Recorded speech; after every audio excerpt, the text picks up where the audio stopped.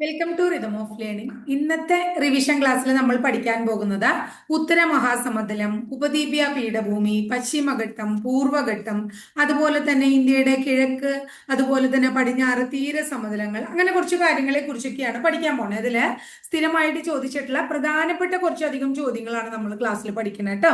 അപ്പോ ആദ്യം തന്നെ നമ്മൾ പഠിക്കുന്നത് ഉത്തര മഹാസമതലത്തെ കുറിച്ചാണ്. ഉത്തര മഹാസമതലത്തെ കുറിച്ച് എപ്പോഴും ചോദിക്കാറുണ്ട്, ഇന്ത്യയുടെ ധാന്യപ്പുര എന്നറിയപ്പെടുന്നത് ഏതാണ്?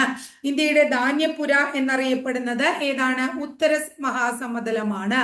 ഭാരതീയ സംസ്കാരത്തിന്റെ ഈറ്റില്ലം എന്നറിയപ്പെടുന്നത് ഏതാണ്? ഭാരതീയ സംസ്കാരത്തിന്റെ ഈറ്റില്ലം എന്നറിയപ്പെടുന്നതും എന്തുതന്നെയാണ്? ഉത്തര മഹാസമതലം തന്നെയാണ്. അതുപോലെ തന്നെ ലോകത്തിലെ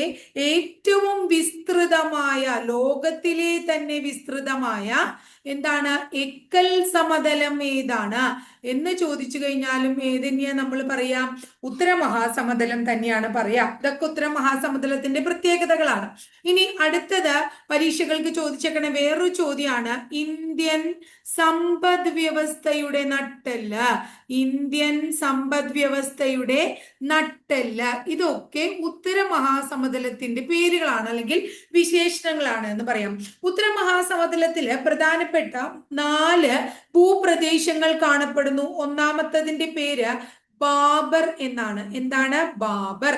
രണ്ടാമത്തതിന്റെ പേര് ടെറായ് എന്നാണ്. എന്താണ്? ടെറായ് എന്ന് പറയുന്ന പ്രദേശം.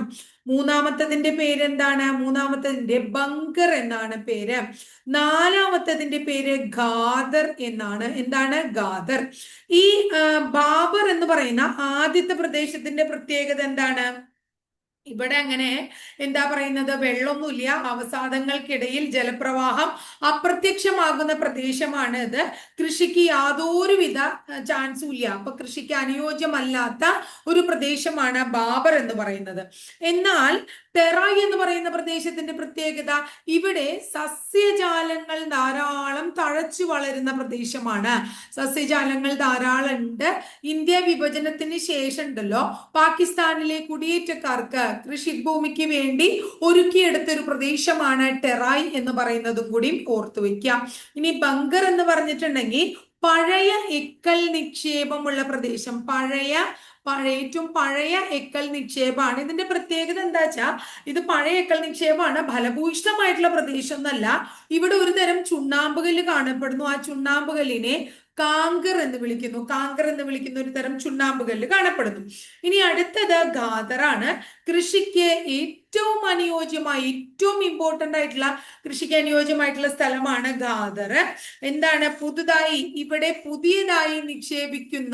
പുതിയതായി നിക്ഷേപിക്കുന്ന എക്കൽ മണ്ണ് ധാരാളം എവിടെ കാണപ്പെടുന്നു? ഖാദർ പ്രദേശത്ത് കാണപ്പെടുന്നു എന്നും കൂടി ഓർത്തു വെച്ചോളൂ. ഇനി നമ്മൾ അടുത്തത് നോക്കുന്നത് ഉപദ്വീപീയ പീഠഭൂമി എന്ന് പറയുന്ന ഭാഗമാണ്. ഇന്ത്യയിലെ ഏറ്റവും പഴക്കമേറിയ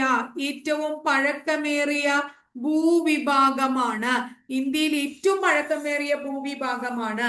ഇന്ത്യയിലെ ഏറ്റവും വലിയ ഭൂവിഭാഗവും ഉപദ്വീപീയ പീഠഭൂമി തന്നെയാണ്. ഇനി ഉപദ്വീപീയ പീഠഭൂമിയെ കുറിച്ച് നമുക്കറിയാം. ഉപദ്വീപീയ പീഠഭൂമിയിൽ ഏറ്റവും ഉയരം കൂടിയ കൊടുമുടിയാണ് ആനമുടി എന്നൊക്കെ നമ്മൾ പഠിച്ചിട്ടുണ്ട് അല്ലെ. ഇടുക്കി ജില്ലയിലാണ്, 2695 മീറ്റർ ആണെന്നൊക്കെ പറഞ്ഞ് പഠിച്ചിട്ടുണ്ട്. ഇനി ഇതിനെ നമുക്ക്, ഉപദ്വീപീയ പീഠഭൂമിയെ നമുക്ക് ധാതുക്കളുടെ കലവറ എന്ന് വിളിക്കാത്രേ. അപ്പൊ ധാതുക്കളുടെ കലവറ എന്നറിയപ്പെടുന്നത് ഏതാണ്? ഉപദ്വീപീയ പീഠഭൂമിയാണ് എന്ന് ഓർത്തു വയ്ക്കാം. അടുത്ത പ്രധാനപ്പെട്ട ഒരു പീഠഭൂമിയാണ് മാൾവ പീഠഭൂമി. എന്താണ്? വിന്ധ്യ എന്ന് പറയുന്ന മലനിരകൾക്കും ആരവല്ലി എന്ന മലനിരകൾക്കും ഇടയ്ക്ക് സ്ഥിതി ചെയ്യുന്ന പീഠഭൂമിയുടെ പേരാണ് മാൾവ പീഠഭൂമി. അപ്പൊ ചോദിക്കാം, വിന്ധ്യ ആരവല്ലി പർവ്വതനിരകൾക്ക് ഇടയിൽ സ്ഥിതി ചെയ്യുന്ന പീഠഭൂമിയാണ് മാൾവ പീഠഭൂമി. ഇനി അടുത്തതാണ് ഛോട്ടാ നാഗ്പൂർ പീഠഭൂമി. ഇന്ത്യയുടെ ധാതുക്കലവറ എന്നറിയപ്പെടുന്ന പീഠഭൂമി. ധാതുക്കളുടെ കലവറ എന്ന് ഉപദ്വീപീയ പീഠഭൂമിയെ വിളിക്കുന്നുണ്ട്. അതുപോലെ തന്നെ എന്താണ്? ഛോട്ടാ നാഗ്പൂർ പീഠഭൂമിയെ വിളിക്കുന്നുണ്ട്. ജാർഖണ്ഡ്, വെസ്റ്റ് ബംഗാൾ, ബീഹാർ, ഒഡീഷ, ഛത്തീസ്ഗഡ് അവിടെയൊക്കെ ധാരാളം ധാതുക്കൾ ഉണ്ട് എന്നുള്ളത് കൊണ്ട് ധാതുക്കളുടെ കലവറ എന്ന ഉപദ്വീപീയ പീഠഭൂമിയും അതുപോലെ ഛോട്ടാ നാഗ്പൂറിനെ അറിയപ്പെടുന്നു. ഇനി അടുത്തത് ആരവല്ലി പർവ്വതനിരയാണ്. ആരവല്ലി ഇന്ത്യയിലെ ഏറ്റവും പഴക്കമേറിയ പർവ്വതനിരയാണ്. പഴക്കം ചെന്ന പർവ്വതനിരയാണ്. ഇത് നമ്മൾ മുമ്പ് കഴിഞ്ഞ ക്ലാസ്സിൽ പഠിച്ചതാണ്. ആരവല്ലിയിലെ ഏറ്റവും ഉയരം കൂടിയ കൊടുമുടി ഏതാണ്? ഗുരു ശിഖർ എന്നുള്ളതാണ്. ഏതാണ്? ഗുരു ശിഖർ ആണ്. ആരവല്ലി പർവ്വതനിരയിലെ സുഖവാസ കേന്ദ്രത്തിന്റെ പേര് മൗണ്ട് അബു എന്നാണ്. എന്താണ്? മൗണ്ട് അബു. മൗണ്ട് അബുവിലാണ് പ്രസിദ്ധമായിട്ടുള്ള ജൈനമത ക്ഷേത്രമായ ദിൽവാര ക്ഷേത്രം സ്ഥിതി ചെയ്യുന്നത്. ഏതാണ്? ദിൽവാര ക്ഷേത്രം സ്ഥിതി ചെയ്യുന്നത്. അത് പരീക്ഷയ്ക്ക് ചോദിച്ചിട്ടുള്ള ചോദ്യമാണ് മുമ്പ് കേട്ടോ. ഇനി അടുത്തത് വിന്ധ്യ സത്പുര പർവ്വതനിര. വിന്ധ്യ സത്പുര പർവ്വതനിരയുടെ പ്രത്യേകത ഇന്ത്യൻ ഉപഭൂഖണ്ഡത്തെ നമ്മൾ കഴിഞ്ഞ ദിവസം നദി പഠിച്ചപ്പോൾ പഠിച്ചിട്ടുണ്ടായി. വടക്കേ ഇന്ത്യ എന്നും തെക്കേ ഇന്ത്യ എന്നും തിരിക്കുന്നത് വിന്ധ്യ സത്പുര പർവ്വതനിരകളാണ്. വിന്ധ്യ സത്പുര പർവ്വതനിരകള് എന്താ പറയുന്നത്? അവയെ തമ്മിൽ ബന്ധിപ്പിക്കുന്ന ഒരു മലനിരയുണ്ട്. ആ മലനിരയുടെ പേര് മൈക്കല മലനിര എന്നാണ്. എന്താണ്? മൈക്കല മലനിര എന്നാണ്. ക്ലിയർ ആയില്ലേ? ഇനി അടുത്തത് എന്താ പറയാ? വിന്ധ്യ സത്പുര താഴ്വരകളിലൂടെ ഒഴുകുന്ന നദിയുടെ പേര് എന്താണ്? നർമ്മദ നദി എന്നാണ്. ഇനി അടുത്തത് നമ്മൾ പഠിക്കേണ്ടത് താർ മരുഭൂമിയെ കുറിച്ചാണ്. താർ മരുഭൂമിയെ കുറിച്ച് പറയുമ്പോൾ താർ മരുഭൂമി ഇന്ത്യയിലെ ഏറ്റവും വലിയ മരുഭൂമിയാണ് താർ മരുഭൂമി. താർ മരുഭൂമി ഏറ്റവും കൂടുതൽ വ്യാപിച്ചിരിക്കുന്നത് ഏത് സംസ്ഥാനത്താണ്? രാജസ്ഥാനിലാണ്. മരുഭൂമിയിലൂടെ ഒഴുകുന്ന നദി ഏത് എന്ന് ചോദിച്ചാൽ ഉത്തരം നമ്മൾ ലൂണി നദി എന്ന് പറയുന്നു. താർ മരുഭൂമിയിലെ മരുപ്പച്ച എന്ന് വിളിക്കുന്നത് ഏതിനെയാണ് എന്ന് ചോദിച്ചാൽ ജയ്സാൽമീർ ആണ് നമ്മൾ ഉത്തരം പറയാ. ഏതാണ്? ജയ്സാൽമീർ ആണ് ഉത്തരം പറയാ. അടുത്തത് നമ്മൾ ഡക്കാൻ പീഠഭൂമിയെ കുറിച്ച് പഠിക്കുക. ഇന്ത്യയിലെ ഏറ്റവും വലിയ പീഠഭൂമിയാണ്. ഏത്? ഡക്കാൻ പീഠഭൂമി എന്ന് പറയുന്നത്. ഡക്കാൻ പീഠഭൂമിയിൽ ധാരാളം കാണപ്പെടുന്നത് ഏത് മണ്ണാണ്? കറുത്ത മണ്ണാണ് എന്ന് ഓർത്തു വെച്ചോളൂ. ഡക്കാൻ പീഠഭൂമിയിൽ ധാരാളം കാണപ്പെടുന്ന മണ്ണ് കറുത്ത മണ്ണാണ് കേട്ടോ. ഇനി അടുത്തത് പരുത്തി കൃഷിക്കും കരിമ്പ് കൃഷിക്കൊക്കെ അല്ലെ, പരുത്തി കരിമ്പ് കൃഷിക്കൊക്കെ വളരെ അനുയോജ്യമായ മണ്ണാണ് ഏത്? കറുത്ത മണ്ണ് എന്ന് അറിയപ്പെടുന്നത് അല്ലെ. ഇനി അടുത്തത് നമ്മളോട് പരീക്ഷയ്ക്ക് ചോദിക്കാറുള്ള വേറൊരു ഭാഗമാണ് പശ്ചിമഘട്ടത്തെ കുറിച്ച് കുറച്ച് കാര്യങ്ങൾ നമ്മൾ പഠിച്ചു വെക്കണം. പശ്ചിമഘട്ടത്തിന് 1600 കിലോമീറ്റർ ശരാശരി നീളമുണ്ട്. ലോകത്തിലെ തന്നെ ഏറ്റവും ജൈവ വൈവിധ്യ പ്രധാനമായ കേന്ദ്രമാണ്. ജൈവ വൈവിധ്യ പ്രാധാന്യമുള്ള കേന്ദ്രമാണ് ഏത്? പശ്ചിമഘട്ടം എന്ന് പറയുന്നത്. പശ്ചിമഘട്ടം കടന്നു പോകുന്നത് ഗുജറാത്ത്, അതുപോലെ തന്നെ മഹാരാഷ്ട്ര, അതുപോലെ തന്നെ ഗോവ, അതുപോലെ കർണാടക, അതുപോലെ കേരളം, തമിഴ്നാട് എന്നീ സംസ്ഥാനങ്ങളിലൂടെയാണ്. യുനെസ്കോ ലോക പൈതൃക പട്ടികയിൽ പശ്ചിമഘട്ടത്തെ ഉൾപ്പെടുത്തിയത് 2012 ജൂലൈ മാസം 1-ാം തീയതിയാണ്. ഇത് അറബിക്കടലിന് സമാന്തരമായി സ്ഥിതി ചെയ്യുന്നു. ചോദിച്ചിട്ടുണ്ട്. അറബിക്കടലിന് സമാന്തരമായി സ്ഥിതി ചെയ്യുന്നു. അടുത്ത നിങ്ങൾക്കറിയാം പശ്ചിമഘട്ടത്തിൽ ഏറ്റവും ഉയരം കൂടിയ കൊടുമുടിയാണ് ആനമുടി അല്ലെ. പശ്ചിമഘട്ടത്തിലെ തെക്കേ അറ്റത്തുള്ള മലനിരയെ നമ്മൾ വിളിക്കുന്നത് അഗസ്ത്യാർ മലനിര എന്നാണ്. എന്താണ്? അഗസ്ത്യാർ മലനിര എന്നാണ് വിളിക്കുന്നത്. ഈ പശ്ചിമഘട്ടം കേരളത്തിൽ അറിയപ്പെടുന്നത്, പരീക്ഷയ്ക്ക് ചോദിച്ചിട്ടുള്ളതാണ്, പശ്ചിമഘട്ടം കേരളത്തിൽ അറിയപ്പെടുന്നത് സഹ്യപർവ്വതം എന്ന പേരിലാണ്. മഹാരാഷ്ട്ര അതുപോലെ തന്നെ കർണാടക എന്നീ സംസ്ഥാനങ്ങളിൽ പശ്ചിമഘട്ടം അറിയപ്പെടുന്നത് ഏത് പേരിലാണ്? സഹ്യാദ്രി എന്ന പേരിലാണ്. ഇനി തമിഴ്നാട്ടിൽ പശ്ചിമഘട്ടം അറിയപ്പെടുന്നത് നീലഗിരിമല എന്ന പേരിലാണ്. ഇതാണ് നീലഗിരിമല. പശ്ചിമഘട്ടത്തിന്റെ സംരക്ഷണത്തിനെ കുറിച്ച് പഠിക്കാൻ സെൻട്രൽ ഗവൺമെന്റ് നിയോഗിച്ച കമ്മിറ്റിയുടെ പേര് എന്താണ്? മാധവ് ഗാഡ്ഗിൽ കമ്മിറ്റി എന്നാണ്. എന്താണ്? മാധവ് ഗാഡ്ഗിൽ കമ്മിറ്റി എന്നാണ്. മാധവ് ഗാഡ്ഗിൽ കമ്മിറ്റി കേന്ദ്രത്തിന് 2011 ഓഗസ്റ്റ് 31-ാം തീയതി റിപ്പോർട്ട് കൊടുത്തു. മാധവ് ഗാഡ്ഗിലിന്റെ റിപ്പോർട്ട് നടപ്പാക്കുന്നതിനെ കുറിച്ച് പഠിക്കാൻ കേന്ദ്ര സർക്കാർ വീണ്ടും ഒരു കമ്മിറ്റിയെ അപ്പോയിന്റ് ചെയ്യേണ്ടായി. ആ കമ്മിറ്റിയുടെ പേര് കസ്തൂരി രംഗൻ കമ്മിറ്റി എന്നാണ്. കസ്തൂരി രംഗൻ റിപ്പോർട്ട് നടപ്പാക്കുന്നതിനെ കുറിച്ച് പഠിക്കാൻ സ്റ്റേറ്റ് ഗവൺമെന്റ് നിയോഗിച്ചതാണ് ഏത്? Doctor Oommen committee, Oommen committee എന്ന് പറയപ്പെടുന്നത്. ഇനി അടുത്തത്, പശ്ചിമഘട്ടത്തിന്റെ തെക്ക് ഭാഗത്ത് സ്ഥിതി ചെയ്യുന്ന കുന്നുകളെ നമ്മൾ വിളിക്കുന്നത് ഏലം കുന്നുകൾ എന്നാണ്. എന്താണ്? ഏലം കുന്നുകൾ എന്നാണ്. അടുത്തത്, പശ്ചിമഘട്ടം പോലെ വളരെ ഇമ്പോർട്ടന്റ് ആയിട്ടുള്ള ഒന്നാണ് പൂർവഘട്ടം എന്ന് പറയുന്നത്. എന്താണ് പൂർവഘട്ടം? പശ്ചിമഘട്ടം പോലെ തന്നെ വളരെ ഇമ്പോർട്ടന്റ് ആയിട്ടുള്ള ഒരു ഏരിയ ആണ്. പശ്ചിമഘട്ടത്തിന്റെ തന്നെ അത്രയും ഇമ്പോർട്ടൻസ് ഉള്ള ഒരു ഏരിയ ആണ് ഏതാന്ന് പറയുന്നത്? പൂർവഘട്ടം എന്ന് പറയുന്നത്. പശ്ചിമഘട്ടം ഉണ്ട്, അതുപോലെ തന്നെ പൂർവഘട്ടം ഉണ്ട്, അല്ലേ? അപ്പൊ ഈ പൂർവഘട്ടത്തെ കുറിച്ച് പഠിക്കുമ്പോൾ പശ്ചിമഘട്ടം നമ്മൾ പറഞ്ഞു. എങ്ങനെയാണ് പശ്ചിമഘട്ടം? ഏത് മേഖലയിലാണ്? അതായത് എന്തിന് സമാന്തരമായിട്ടാണ്? അറബിക്കടലിന് സമാന്തരമായിട്ടാണ്. എന്നാൽ പൂർവഘട്ടം എന്ന് പറയുന്നത് ബംഗാൾ ഉൾക്കടലിന് സമാന്തരമായിട്ടാണ് കാണപ്പെടുന്നത്. ബംഗാൾ ഉൾക്കടലിന് സമാന്തരമായി കാണപ്പെടുന്ന പർവ്വതനിരയാണ്.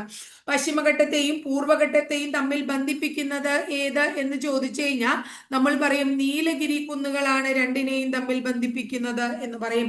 പശ്ചിമഘട്ടത്തിനെയും പൂർവഘട്ടത്തിനെയും തമ്മിൽ ബന്ധിപ്പിക്കുന്നത് ഏതാണ്? നീലഗിരി കുന്നുകളാണ്. ഇനി അടുത്തത്, പൂർവഘട്ടം മഹാനദി താഴ്വര മുതൽ അതുപോലെ നീലഗിരിയുടെ തെക്ക് വരെ വ്യാപിച്ചു കിടക്കുന്നു. മഹാനദി താഴ്വര മുതൽ നീലഗിരിയുടെ തെക്ക് വരെ എന്ത് വ്യാപിച്ചു കിടക്കുകയാണ്? പശ്ചിമഘട്ടം. ഈ പൂർവഘട്ടമാണെങ്കിൽ അത് ടീച്ചർ നേരത്തെ പറയാൻ വിട്ടുപോയി. വെസ്റ്റേൺ ഗാട്സ് എന്താണ്? ഗുജറാത്ത് മഹാരാഷ്ട്ര അതിർത്തി മുതൽ കന്യാകുമാരി വരെ വ്യാപിച്ചു കിടക്കുന്നതാണ് ഏത്? പശ്ചിമഘട്ടം. പൂർവഘട്ടം എന്ന് പറഞ്ഞാലോ മഹാനദി താഴ്വര മുതൽ നീലഗിരി കുന്നുകൾ വരെ വ്യാപിച്ചു കിടക്കുന്നു ട്ടോ.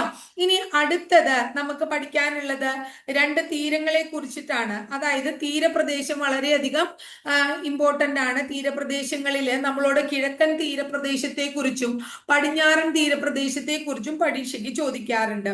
അപ്പോ ഇന്ത്യയുടെ രണ്ട് തീര സമതലങ്ങള് അത് നമ്മളൊന്ന് പഠിച്ചു വെക്കണം. അതായത് ഒന്ന് പടിഞ്ഞാറൻ തീരസമതലം.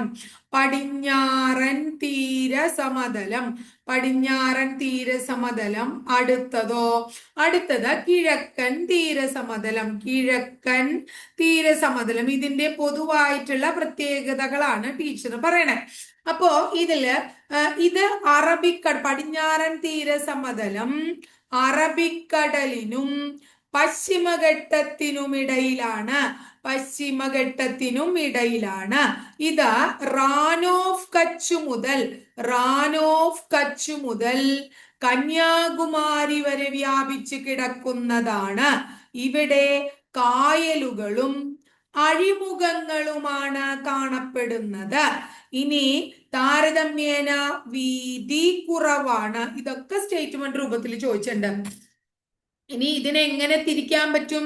ഇതിനെ ഗുജറാത്ത് തീരസമതലം, മലബാർ തീരസമതലം, കൊങ്കൺ തീരസമതലം എന്നിങ്ങനെ തിരിക്കുന്നു. ക്ലിയർ ആയോ? മൂന്നായിട്ട്. അടുത്ത കിഴക്കൻ തീരസമതലമാണെങ്കിൽ ബംഗാൾ ഉൾക്കടലിനും പൂർവഘട്ടത്തിനുമിടയിലാണ്. ഇനിയോ ഇവിടെ എന്താ നടക്കണേ? ധാരാളം ഡെൽറ്റ രൂപീകരണം നടക്കുന്നു. താരതമ്യേന വീതി കുറവാണ്.